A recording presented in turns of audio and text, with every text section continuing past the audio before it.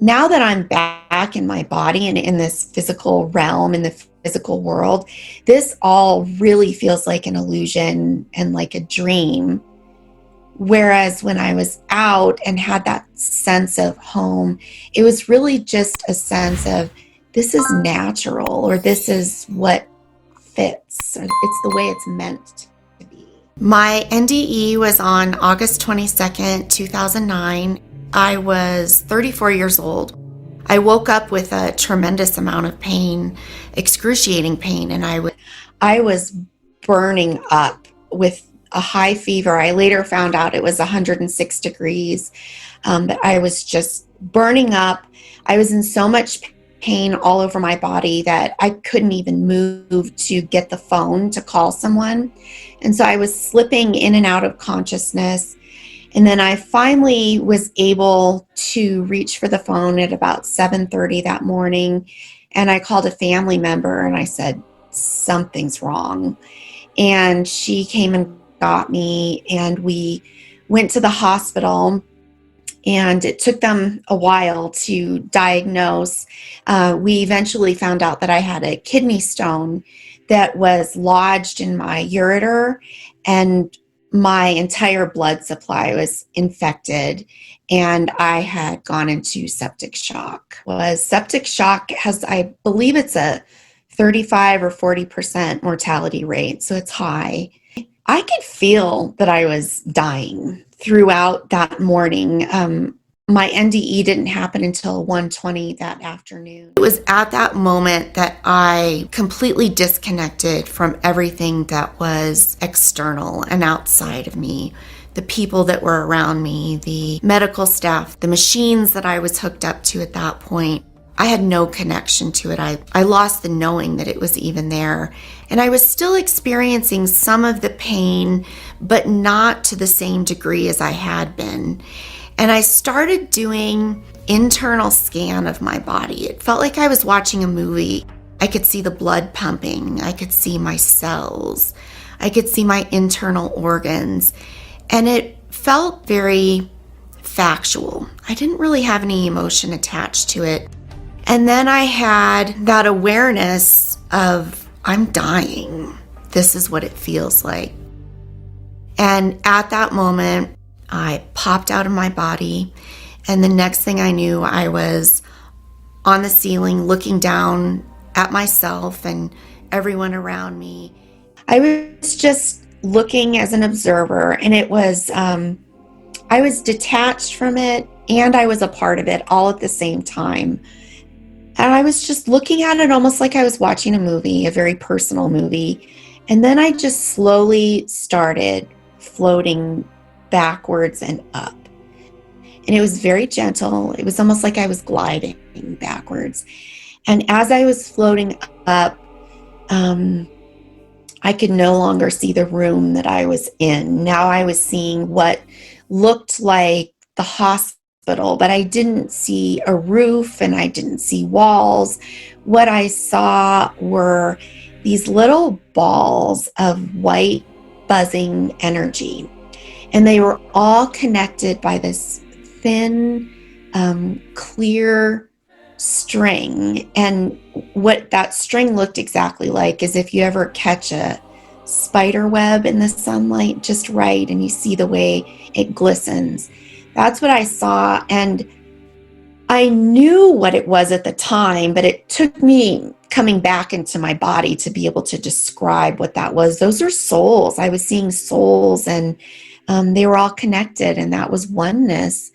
And I remember thinking, why are they all buzzing around so much? They seemed so busy to me, and it didn't make a lot of sense to me why there was so much running around. And then I just continued to float backwards more and more until I was in what I guess I would describe as space. And then that's when I immediately went into the tunnel.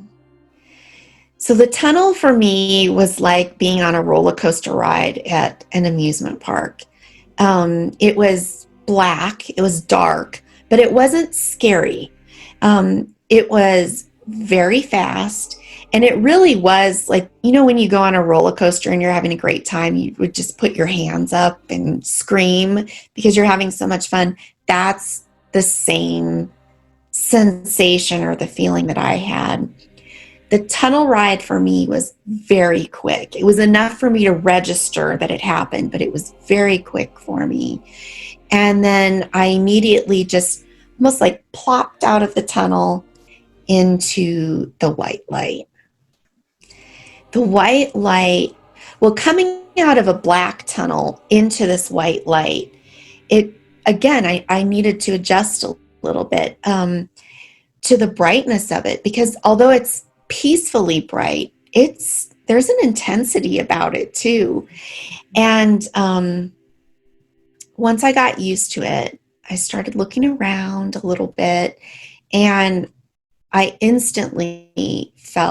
first thing that I instantly felt was unconditional love. I had never in my entire life felt love like that. And even now I'm a mom, and that's, the love we have for our child, that's probably the closest you can get to true unconditional love. But that love doesn't even compare to the unconditional love that I felt in the light. And I just started soaking it in. If I had a body, probably my gesture would have just been, oh, and I started soaking it in. And the next thing I felt was peace like I've never felt before. And the next thing I felt after that was I started to get an awareness of emotional wounds that I had experienced during my life in my body. And they started getting filled in. This white light was healing those wounds. And I felt like I was becoming whole again, that maybe parts of me were missing. And this white light was healing me and making me whole and making me complete. And during that process, I started realizing that I wasn't separate from this white light, that I was the white light too.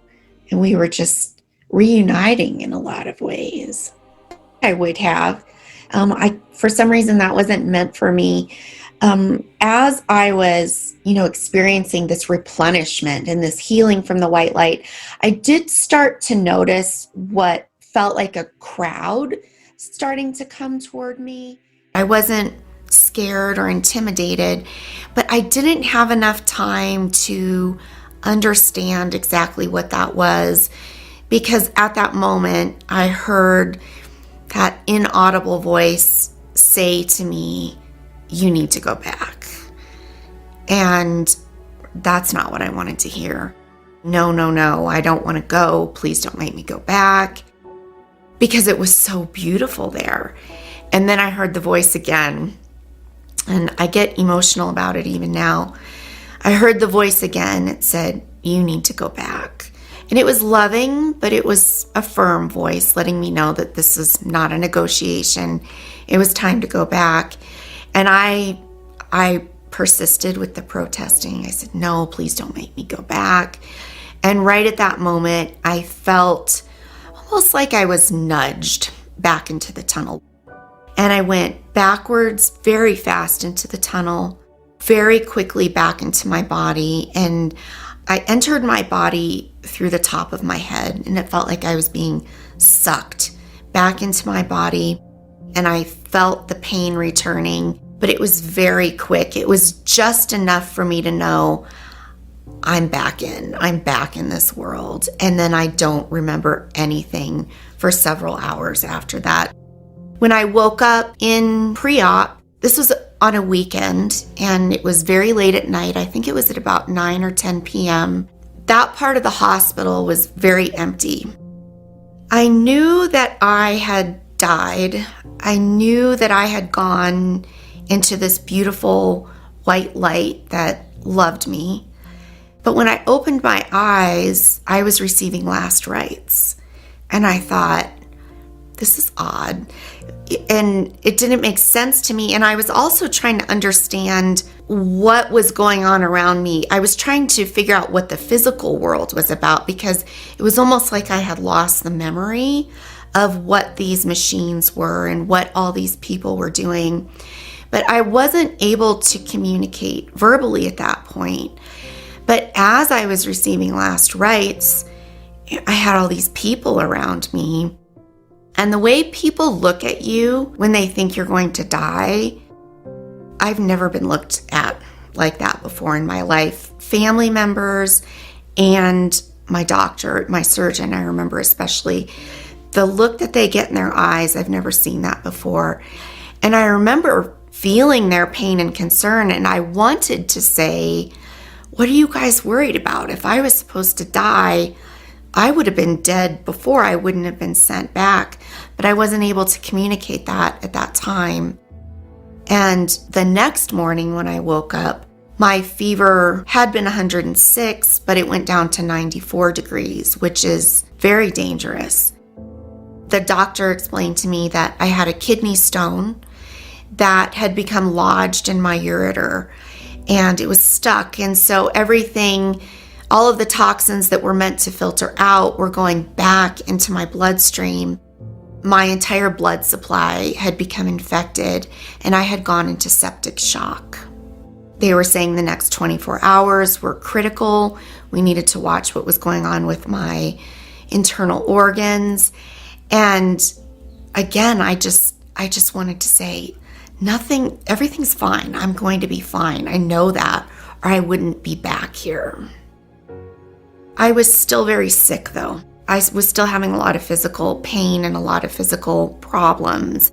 But I was having this dance with myself where I was kind of floating out, and then I would float back in. It was almost like I was trying to work my way back into my body fully.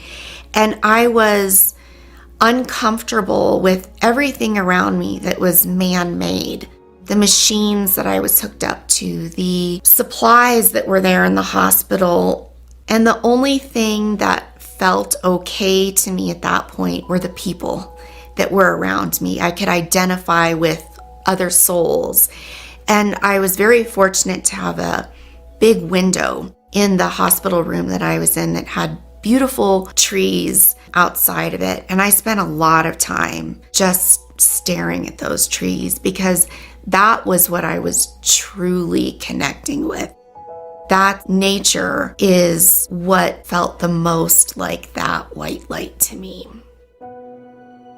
I was sick for about 3 months after that. I had surgeries that followed.